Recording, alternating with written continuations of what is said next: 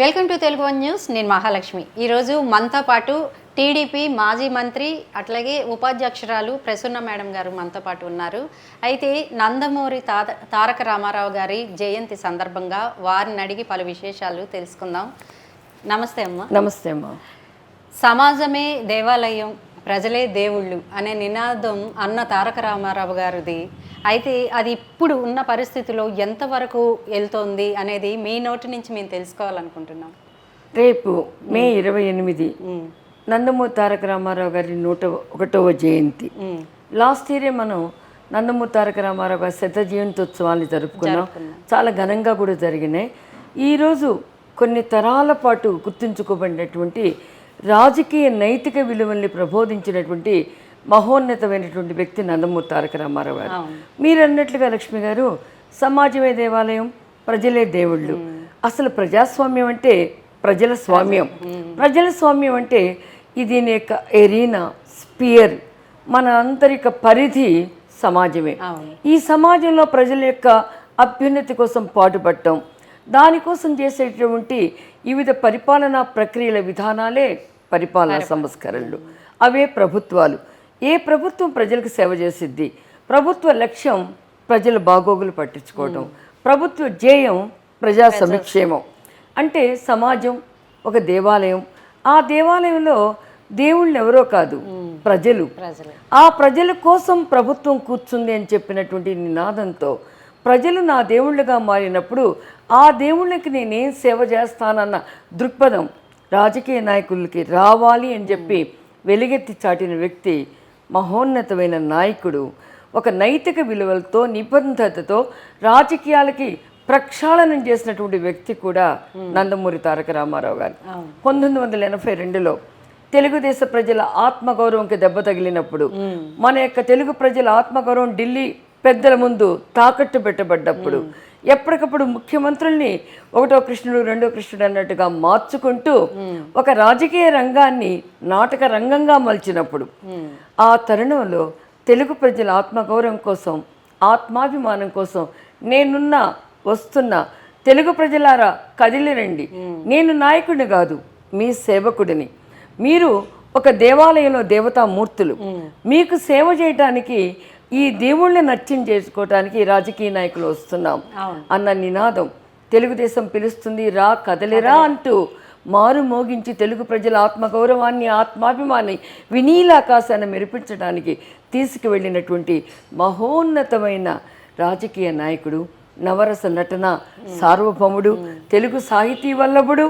వీటన్నిటికి మించి ఒక మంచి మనసున్న, నిర్మలమైన, నిండైన, అందంగా నవ్వుతూ, కళ్ళ కపటం కాలుష్యం లేకుండా ఒక తెల్ల పుస్తకంలాగా తెల్లటి ధవళ వస్త్రాలతో మెరిసిపోతూ ప్రజలకి దేవుడంటే ఇలా, రాముడంటే ఇలా, కృష్ణుడంటే ఇలా, దేవతామూర్తులంటే ఆ చెక్కిళ్లలో ఆయన ప్రతిఫలించినటువంటి చిరునవ్వే దేవతానవ్వుగా ప్రజలు భావించినటువంటి మహోన్నతమైన నాయకుడు ఎన్టీఆర్.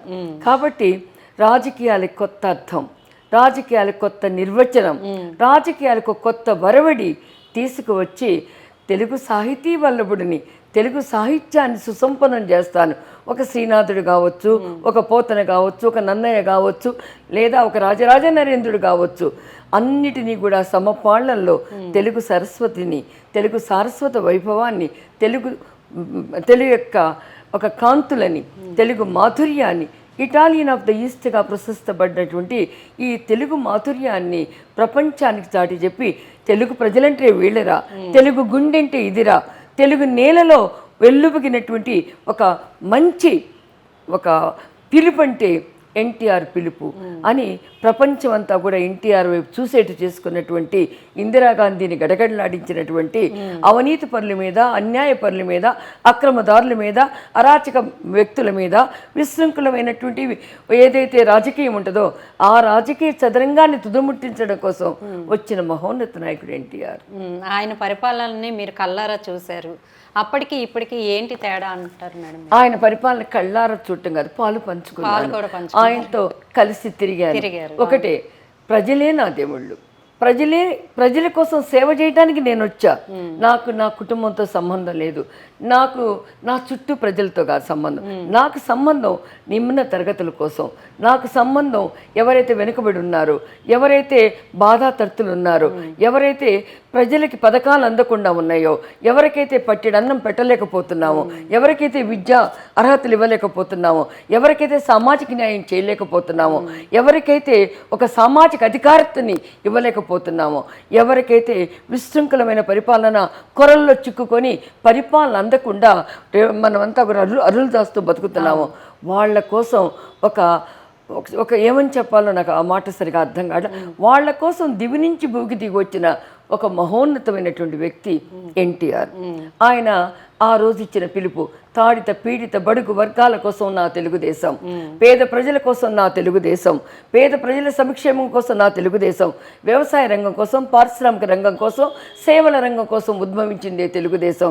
పసుపు పచ్చని జెండాలో ఆకుపచ్చ రంగును మేము కలుపుకొని వ్యవసాయ రంగానికి ప్రాధాన్యమిస్తూ చక్రం ద్వారా మేమంతా కూడా ఒక రకమైనటువంటి మేము ఇవ్వగలిగింది పారిశ్రామిక విప్లవాన్ని చూపిస్తూ ఈ రెండింటికి తోడుగా ప్రజలకి కూడు బట్ట గూడు ఉండాలని చెప్పి ఈ మూడింటికి ప్రాథమికంగా ఏ వ్యక్తికి అయితే పట్టెడన్నం, ఉండటానికి ఒక నీడ, కట్టుకోవడానికి ఒక బట్ట, ఆ పిల్లలకు చదువు, గురుకులాలు ఏర్పడ్డాయన్నా, మహిళా విశ్వవిద్యాలయం ఏర్పడిందన్నా, లేకపోతే పటేల్ పట్వారీ లాంటి ఒక పరిపాలన సంస్కరణ రాగలిగిందన్నా, బీసీలకి పెద్దపీటని వేయగలిగామన్నా, మహిళలకు సాధికారతని ఇవ్వగలిగామన్నా, నాలాంటి ఒక చిన్న యంగ్స్టర్స్ని కూడా రాజకీయ వనం మీద నిలబెట్టగలిగారన్నా, అది ఎన్టీఆర్.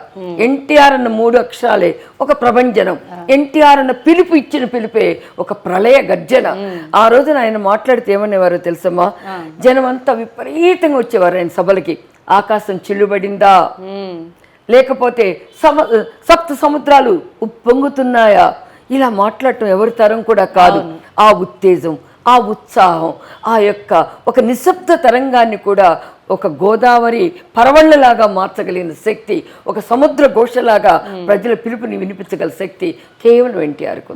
ఓకే, అంటే ఇప్పుడు కూడా సినిమాల నుంచి చాలామంది నటులు రాజకీయాల్లోకి వస్తున్నారు, కానీ ఆయనలాగా ఎందుకు సక్సెస్ కాలేకపోతున్నారు అనుకుంటున్నారు? నటులు రావటం వేరు, నటన చేసిన వారం ప్రజలను ఆకర్షించగలుగుతా చరిస్మా అనుకోవటం వేరమ్మా.